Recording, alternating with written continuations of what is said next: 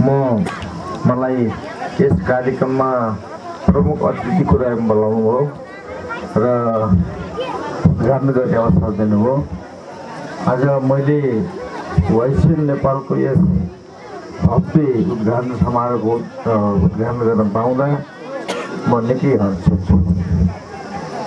म तपाईहरुलाई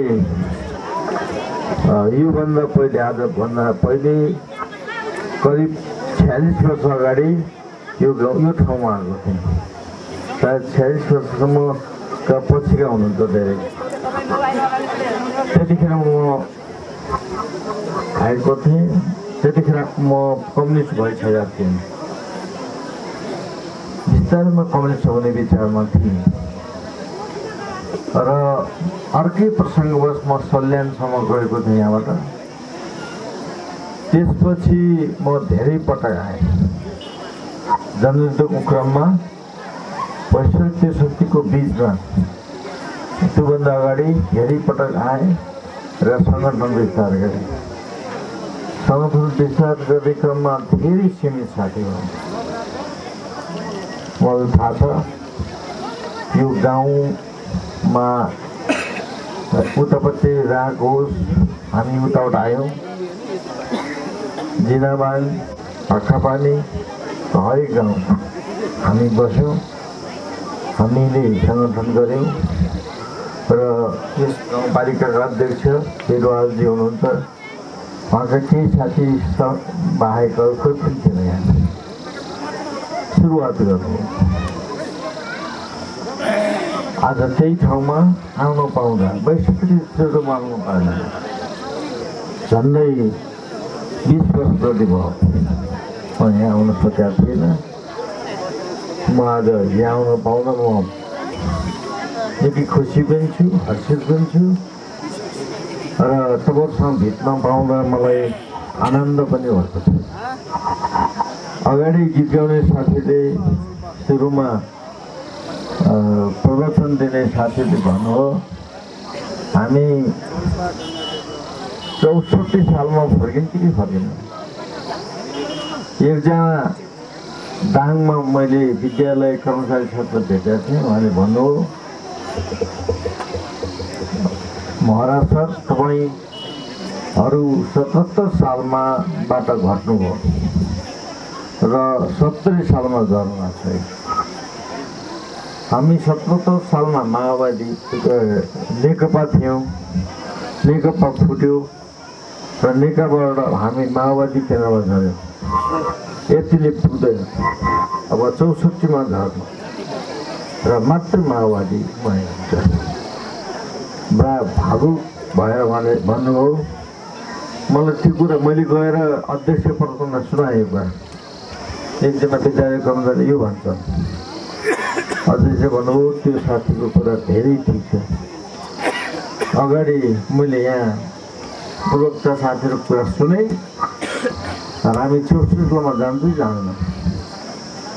मैले आज यो जुलुस सुखावटारमा वाइसिएलको जुलुस देखेँ, तपाईँहरूको झाँकी पनि देखेँ र यो भव्य समारोहमा तपाईँहरूको उपस्थिति हेर्दै जाँदा म 64 साल सुरु हुँदै रहनु मलाई आत्मविश्वास बढेको छ। फेरि माओवादीमा हुन्छ र माओवादीले कसैलाई हराउन सक्दैन। मेरो आत्मविश्वास बढेको छ यहाँ आएर। मैले केही समय प्रदर्शित केही कार्यक्रमहरूमा भाग लिएँ। भोलि म प्रदेशस्तरीय शिक्षकको भेलामा जाँदैछु। भोलि वाइसिएलको पनि एउटा प्रशिक्षण छ दाङमा। मैले देख्दैछु कि जहाँ पनि माओवादीको भार बढेर गएको छ, घट्या होइन, बढ्दो छ। त्यस कारण म तपाईँहरूलाई विश्वास दिलाउन चाहन्छु माओवादी घट्दो क्रममा होइन, माओवादी बढ्दो क्रममा छ। यस क्रममा अध्यक्ष कमरेड प्रचण्डले भनेका कुराहरू तपाईँलाई केही कुरा भन्न चाहन्छु। हाम्रो पार्टीमा केही विकृति, केही विसङ्गति केही आएकै छ, केही कुटकुट मानसिकताहरू देखिन्छ, तर हामी नयाँ बनाउँछौँ। हामी पार्टी पुसमा राष्ट्रिय सम्मेलन गर्ने सन्दर्भमा छौँ। अहिले राष्ट्रिय सम्मेलनको क्रममा हामी जोडिराखेका छौँ। सबै जगतहरू वाइसेल लगायतका सबैहरूको सम्मेलनहरू भेलाहरू हुँदैछन्। वाइसेल नेपालको पनि सम्मेलन बाँकी नै छ, त्यो पनि हुँदैछ। विद्यार्थीको भयो केही अगाडि बढ्दैछ। र हामी 2023 सालको पौषमा पार्टीको राष्ट्रिय सम्मेलन गर्न गएका छौँ र टोटल माओवादी त्यहाँ केन्द्रित छ। म तपाईँहरूलाई के विश्वास गर्छु भने पुसमा हामीले नयाँ पार्टी बनाउँछौँ। हामीले केन्द्रीय समितिको मिटिङ बसेर एउटा तय गरेका छौँ, एउटा दस्तावेज तय गरेका छौँ वैज्ञानिक समाजमा केन्द्रित हुने र त्यसपछि वैज्ञानिक समाजवाद हुँदै नयाँ पार्टी निर्माण गर्ने। तपाईँलाई अचम्म लाग्ला कसरी सम्भव छ, कुन तरिकाले सम्भव हुन्छ, के हामी मात्र भएर हुन्छ? म अस्तिका दिन एउटा कार्यक्रममा भाग लिएँ कपिल वस्तुमा। म र विप्लव दुइटै एकै ठाउँमा भाषण गरेँ। विप्लवमै मैले नै पार्टीमा ल्याएको र हामीले भन्यौँ क्रान्तिकारीहरू छिटो दिएर बस्ने होइन, क्रान्तिकारीहरू एक्लामै बसेर हुँदैन। हामी कोसिस गर्दैछौँ। मोहन वैद्यजी अन्त हुनुहुन्छ, बाबुरामजी अन्त हुनुहुन्छ, हामी प्रचारमा अन्तै छौँ। मोहन विक्रमलाई भेटेँ मैले 87 वर्षको बुढोलाई भेटेँ, उहाँ पनि एक्लै हुनुहुन्छ। हामी क्रान्ति चाहनेहरू, हामी परिवर्तन चाहनेहरू, समाज बदल्नेहरू, हामी एक ठाउँमै हुनुपर्छ। त्यसको निमित्त प्रयास जारी छ। त्यो एउटा कदम हो। पहिले हाम्रो संगठन बन्छ, हाम्रो पार्टी बन्छ र त्यसपछि क्रान्तिकारीहरू परिवर्तन पुरा गरेर राखेर हुँदैन। को कता छ भनेर हुँदैन। हामी खुल्ला दिलले यो राष्ट्रका निमित्त, जनताका निमित्त एक टिक्का हुन जरुरी छ। त्यो कामको प्रयास अगाडि बढेको छ। त्यसरी पनि एउटा प्रयास सुरु हुन्छ नयाँ पार्टीको निमित्त। त्यसको निमित्त पनि हामी नयाँ पार्टी निर्माणको अभियानमा जुटेका छौँ। म तपाईँहरूलाई यो पनि सन्देश दिन चाहन्छु। अब अलिकति राष्ट्रिय राजनीतिको थोरै कुरा त लाग्छ। यो देश अहिले 5 दलको गठबन्धन छ। नेपाली काङ्ग्रेस, नेकपा माओवादी, नेकपा एकीकृत समाजवादी र नेकपा मसान र जनता समाजवादी पार्टी पनि छ। यसरी 5 दलको संयुक्त गठबन्धन जुटेको छ। हामी 5 दलको गठबन्धनमा काम गरेका छौँ। सरकार छ। सरकार माओवादीको मात्रै छैन। सरकारमा कङ्ग्रेसको नेतृत्वमा कङ्ग्रेस, माओवादी, अन्य पार्टीहरू पनि छ। र हामीले कोसिस गरिरहेका छौँ देशमा राष्ट्रिय हितका निमित्त, राष्ट्रिय हितका निमित्त केही जरुरी छ। यो देश केही शक्ति केन्द्रहरूले निकै चलखेल गरेको छ। हाम्रो देश जनताको हुने कि नहुने, हाम्रो देश राष्ट्रिय हितमा आधारित हुने कि नहुने, यो जरुरी छ। त्यस कारणले चाहे काङ्ग्रेसमा हो, चाहे अरू पार्टीमा किन नहोस्, राष्ट्रवादी शक्तिहरू, जनवादी शक्तिहरू, जनता पहिले उत्तरदायी भएका शक्तिहरू, हामी सबैले यो देशको निमित्त केही गर्नै पर्छ। यो देशको निमित्त हामीले केही गर्न जरुरी छ। तपाईँले सुन्नुभएको छ, हाम्रो देश अहिले पनि आज पनि विदेशीहरू उठाउन हुन पर्दैछ। तपाईँ यो ठाउँमा तरकारी खेती गर्नुहुन्छ, तर तरकारी खेतीमा धेरै कुरा विदेशीहरूको पेटेन्ट राइट जब हाबी हुन थाल्छ, तब तरकारी तपाईँको फलफुल खेती, तरकारी खेतीको बजार न्यूनीकरण हुन थाल्छ। यो किन? हामी नेपालीहरूले हामी आफ्नो ताकत, आफ्नै शक्तिमा अड्डिन सक्दैनौँ।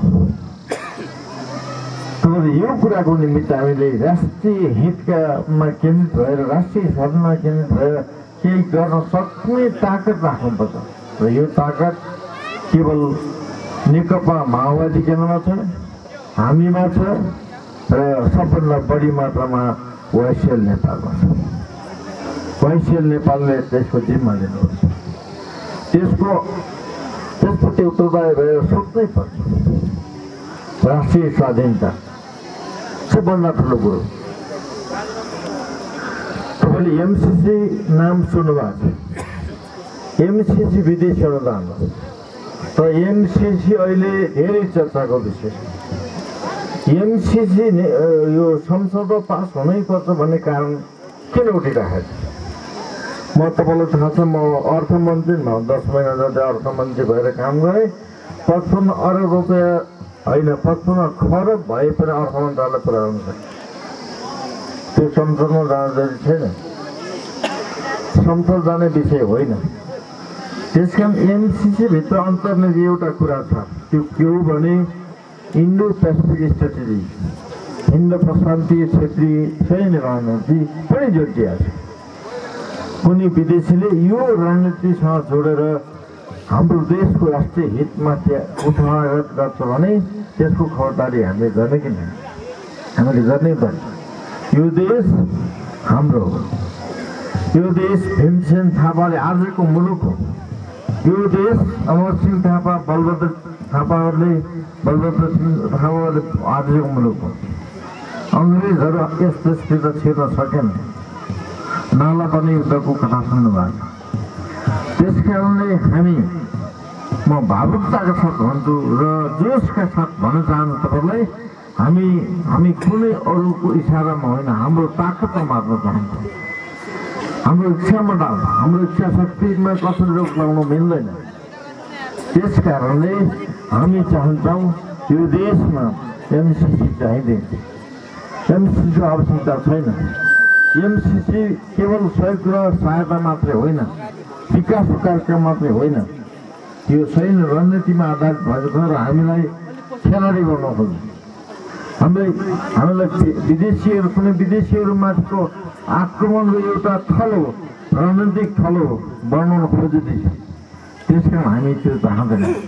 त्यस कारणले युवा साथीहरू, अन्य देशभक्त साथीहरू, राष्ट्रिय स्वाधीनताका पक्षका साथीहरूलाई म अपिल गर्न चाहन्छु कि तपाईँहरू सबैले यो देश जोगाउने जिम्मा आफ्नो काममा लिनै पर्छ।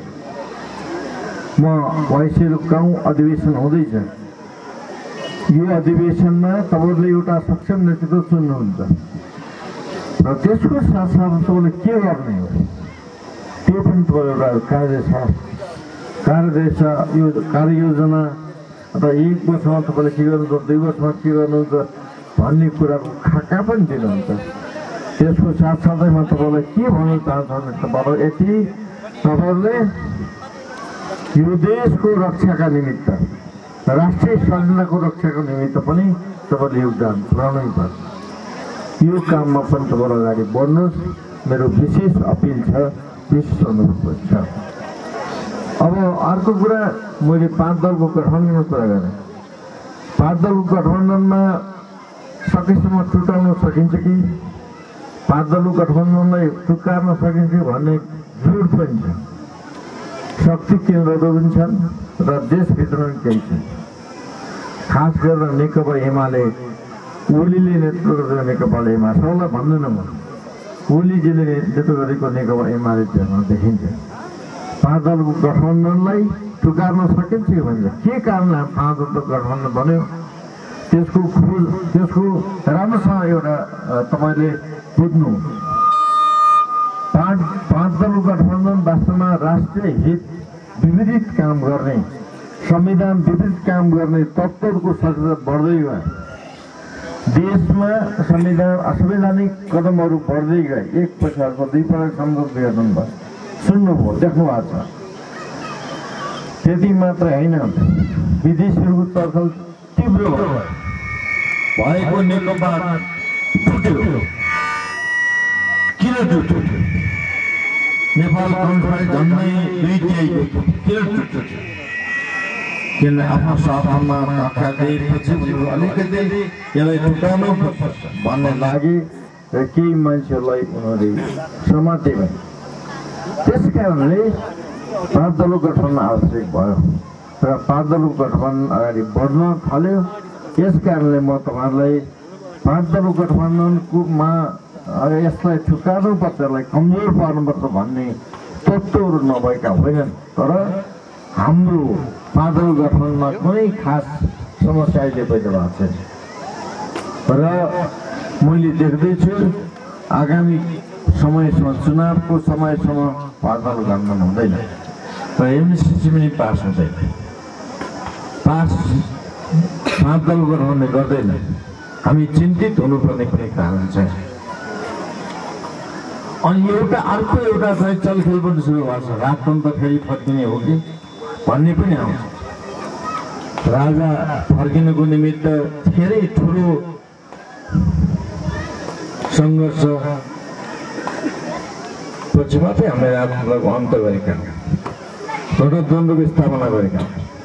नेपाली जनताको धेरै ठुलो त्याग तपस्या छ, बलिदान छ। त्यसमा राजतन्त्र सजिलै फर्किनेवाला छैन, सम्भव पनि छैन। कसैले यो पनि भनेका छन् एमसिसी र राजतन्त्रको बिचमा राजतन्त्र कि एमसिसी ल्याउने हल्ला पनि गरे, त्यो पनि सम्भव छैन। दुईटै असम्भव भइसकेपछि हाम्रो चिच्यार आइरहेको छ, मिडियामा सुन्नुभएको छ तपाईँहरू। त्यस कारण म तपाईँलाई के भन्न चाहन्छु, मेरो भन्नुको तात्पर्य एमसिसी पास हुँदैन, राजतन्त्र पनि फर्किँदैन र 5 दलको गठबन्धन टुट्दैन र 5 दलको गठबन्धन केहीमा अगाडि जान्छ। म तपाईँलाई यो पनि विश्वास गर्न चाहन्छु। अब रह्यो तपाईँहरूको गाउँको कुरा, यो गङ्गादेव गाउँपालिकामा तपाईँहरू हुनुहुन्छ। यो गङ्गादेव गाउँपालिकामा मैले अहिले सुरुमा भने वास्तवमा तपाईँहरू जे सुरुवात गर्नुभएको छ, आजको जुलुस, आजको तपाईँको उत्साह, झाँकीहरू, तपाईँको यो उपस्थिति देखाउँछ कि माओवादी फेरि अगाडि आउँदैछ, अगाडि बढ्दैछ। जोस रापतापको साथ हामी 64 सबभन्दा ठुलो पार्टी थियौँ। किन? क्रान्तिको रापताप थियो, जनयुद्धको रापताप थियो। त्यो रापताप मैले अहिले पनि देखेँ। म तपाईँलाई धन्यवाद दिन चाहन्छु, तपाईँलाई बधाई पनि दिन चाहन्छु। तपाईँ अगाडि बढ्नुहोस्, अगाडि बढ्न जरुरी छ। यस क्रममा हामी सबै खाले प्रतिक्रियावादीहरू अहिले आजकै दिनमा भने राष्ट्रिय हित विरोधी तत्त्वहरू, जनविरोधी तत्त्वहरूका विरुद्धमा तपाईँहरू काँधमा काँध मिलाएर जनताका साथमा जानुहोस्। म तपाईँलाई यो अपिल गर्न चाहन्छु, अहिले तपाईँहरू गाउँमा विकास निर्माणका धेरै कामहरू बाँकी छ, गर्नुपर्ने छ। आज नै सम्भव छैन, केही काम होला, सञ्चार सम्बन्धी काम होला, बाटोघाटोको काम होला, अस्पतालहरू निर्माणका कामहरू होला, विद्यालयहरू व्यवस्थापनका कामहरू, रोजगारीका कुराहरू छन्। थुप्रै कामहरू हामीले रोजगार नपाएर हामी बिजुलीमा छौँ। यो सबै व्यवस्थित ढङ्गले काम गर्नको निमित्त तपाईँहरू आफ्नो पौरखलाई, आफ्नो श्रमलाई, आफ्नो सोच साधन अधिकतम प्रयोग गर्ने सोच्नुहोस्। त्यो पनि म विशेष सबैले गर्न चाहन्छु। र गङ्गादेवमा रहनुहुने तपाईँहरू सबै, यसमध्येमा माओवादी सबैमा अग्रणी हुन्छ। माओवादी पार्टी नै अग्रणी हुन्छ, अरू पार्टीले गर्नु, अरू पार्टीहरू यथास्थितिवादीहरू, अरू पार्टीहरूले यथास्थितिवादमा माथि उठ्न सक्दैन। हामी परिवर्तन अलिकति अगाडि बढेर के गर्ने? मैले अहिले उद्घोषणले भन्नुभयो 64 सालभन्दा म 64 सालमा पहिलोपटक मन्त्री भएको थिएँ, सञ्चार मन्त्री। त्यतिखेर रोल्पा जिल्लामा मोबाइल सेवा थियो र नेपालभरिमै 35 लाख मोबाइल सेवा सञ्चालन गर्ने गरी हात हातमा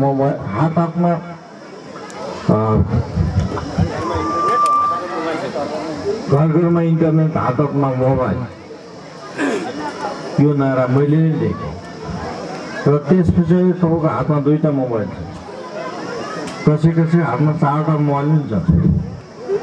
आजकल तपाईँहरू वनमा गएर घाँस काट्न बोलाउने, रुखबाट चाहिँ फोन गर्नुहुन्छ, घर आटो पार्ने भएर भनेर सोध्नुहुन्छ। यदि सोच्दा हामीले 35 लाख मोबाइल वितरण गर्यौँ र त्यो सम्भव भयो। अहिले गाउँ गाउँमा छ, अझ दूर दराजमा अझ पनि भएको छैन। मैले यहाँ आउने बेला कोसिस गरेँ, यहाँ इन्टरनेटको एक्सेस अझै पुगेको छैन, पुर्याउन सकिन्छ, सम्भव छ। सञ्चारको सुविधाको आवश्यकता होला, स्वास्थ्यको होला, त्यस्तै आएर अरूको होला। बाटोघाटोको त धेरै प्रगति नै भएछ। म उदेर आउँदाखेरि त तपाईँको यहाँ पैदलमा त आउनु, म भाँगापानी गएको छु, म देउल टागोरा गएको छु, इलाम गएको छु, यता जेरामङ गएको छु, नाउली गएको छु, रमाई भन्ने गाउँमा गएको छु, सबै पैदलमा गएको छु। त्यतिखेर मोटर थिएन। आजकल त मैले आउने बित्तिकै हाम्रो पिरोले भने यहाँ छुई खुल्यो बाटो बनाउनु पऱ्यो, एउटा छिटो जोड्नु पऱ्यो। सुकाउबाट आउनु लेबाङबाट धेरै टाढा लाग्दैन, तर पनि बाटो निर्माण भएको छ। मैले तपाईँलाई यो पनि भन्नै पर्छ, म अर्थमन्त्री हुँदाखेरि रोल्पामा बजेट धेरै पऱ्यो बाटोमा। यो बाटो जुन बनाएको छन् त्यतिखेरको रेखाङ्कनमा मलाई संसदमा नेकपा एमाले योले आफ्नो जिल्लामा बजेट हाल्यो भनेर गाली गरे। मैले आचम गरेँ, गर्नै पर्छ, त्यसो नगरेर सम्भव थिएन। त्यस कारण मैले तपाईँलाई भन्न खोजेको के हो भने अबका गर्नुपर्ने बाँकी कुराहरू, विकाससम्मका बाँकी कुराहरू। म अहिले दाङबाट लडिरहेको छु चुनाव, म दाङको प्रतिनिधि हुँ। जोसुकै भयो, यो मेरो जिल्ला हो, म जन्मेको जिल्ला हो र यो पार्टी माओवादी पार्टीसँग गर्ने पहिलो व्यक्ति मै हो। त्यसमा यो जिल्लाप्रति मेरो माया छ, मेरो ममता छ। म दौडेर आउँछु र तपाईँहरूको मागलाई सम्बोधन गर्नु के गर्नुपर्छ त्यो सही गर्न तयार छु। प्रतिबद्धता व्यक्त गर्न चाहन्छु। यो मेरो आफ्नो दायित्व पनि हो, मेरो कर्तव्य पनि हो भन्ने ठान्छु र यसमा म तपाईँहरूको साथ यति कुरा राख्दै म तपाईँहरूसँग फेरि भन्न चाहन्छु, राष्ट्रिय हितका निमित्त, राष्ट्रिय स्वाधीनताका निमित्त, राष्ट्रिय अर्थतन्त्र बलियो पार्नको निमित्त गङ्गादेव गाउँपालिकाको सबभन्दा रहने भूमिका छ। त्यसमा नेकपा माओवादी केन्द्र सबभन्दा बलियो हुनुपर्छ र तपाईँहरू सबैले हातेमालो गर्नुहोस्, क्रान्तिकारी परिवर्तनकारी क्षेत्रमा हातेमालो गर्नुहोस् र विशेष गरेर वाइसिएल नेपालको तपाईँहरू युवा साथीहरू युवा जोस जागर सहित अगाडि बढ्ने मद्दत गर्नुहोस्, कोसिस गर्नुहोस्। म तपाईँलाई यो अपिल पनि गर्न चाहन्छु। यो अपिलको साथसाथै म तपाईँको यो वाइसिएलको पहिलो प्रथम गाउँ मेला सफलतापूर्वक सम्पन्न भइ नै सकेको छ, होस् भन्ने चाहन्छु। यसले स्पष्ट क्रान्तिकारी कार्यदेशा निर्माणमा को साथसाथै एउटा सवाल सक्षम नेतृत्व निर्माणमा पनि सफल होस् भन्ने शुभकामना व्यक्त गर्दै आफ्नो भनाइ अन्त्य गर्छु। धन्यवाद।